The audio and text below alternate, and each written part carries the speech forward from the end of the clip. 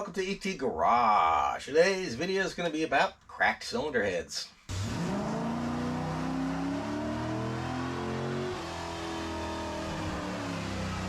Okay, like I was saying, today's video is about a set of cracked heads.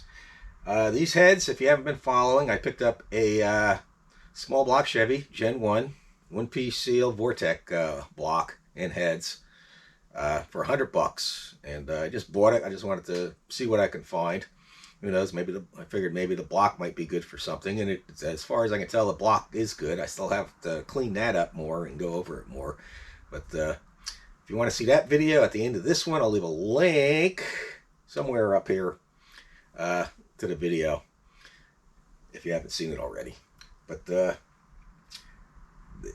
guy selling the engine did list the heads as being cracked, and they are cracked.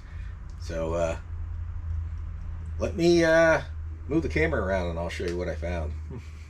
All right, here are the two heads, and I'll move them around here in a second, get a better view. But they're both cracked on the cracks going to the exhaust seat, and you can see, I don't know if you can see that where I got it marked in yellow.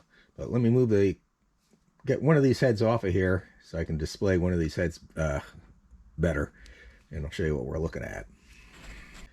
Okay, hopefully I'll be able to zoom in and you can see that, but right there is the crack, and it goes right to the valve seat. Now I'm going to have to take the valve out to see if it went through the valve seat, which it probably did, but this, I believe it was this cylinder that was leaking water, and you can see where it also, the gasket blew out between the two cylinders right here too. And the piston was steam cleaned. Yeah, that's the best way to describe it. So it was either this one or the other one, I can't remember. But anyway, let me get that valve out of there and we'll take a closer look at it. Oh, and one thing, if you buy a valve spring compressor, don't get one of these. These kinds suck. They really do. I mean, they're good for like what I do. I only occasionally remove a valve, very rarely. If I was going to be doing a lot more valve springs, I would get a better tool, because this one here sucks. So let me get this apart and we'll take a look.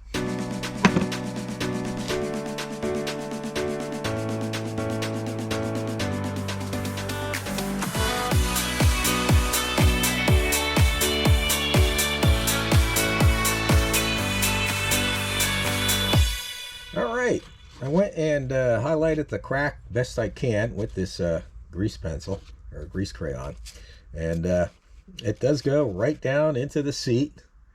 And it doesn't matter if it went into the seat or not. I mean, if it was just the seat that was cracked, you could replace the seat, but it doesn't really matter. These heads are junk.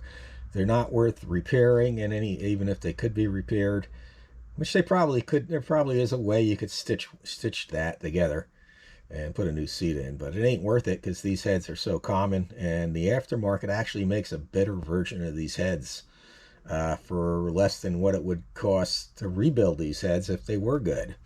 So that's just the way it is. Anyone think otherwise or know better or know something I don't, please leave a comment in the comment section down below. But let's end this video here.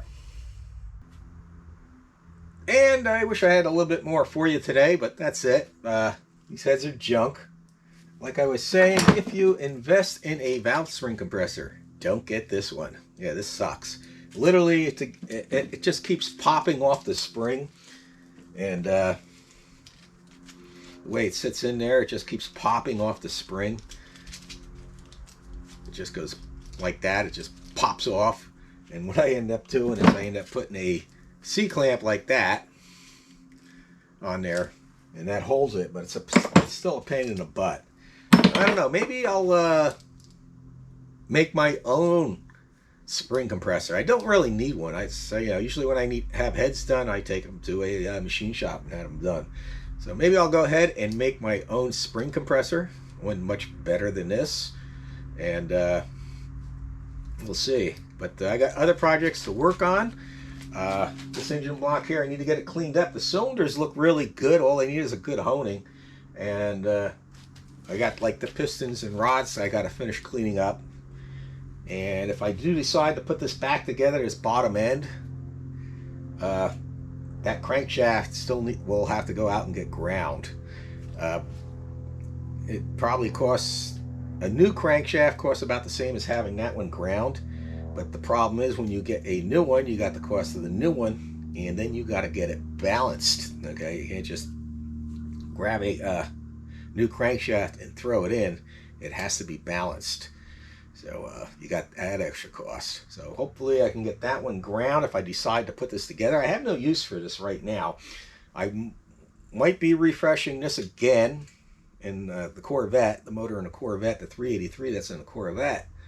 If this was a 4-bolt main block, I could refinish this block and just throw the rotating assembly in there. But I'm not going to do that. I might refresh this bottom end and then sell it for what it cost me to refresh it. And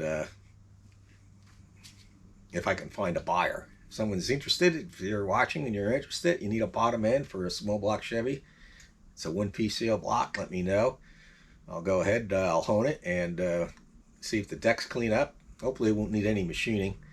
And throw new rings in it and bearings and get the crankshaft ground, and should be good. But like I said, setting right along, end the video here. I hope everybody has a great day, and God bless.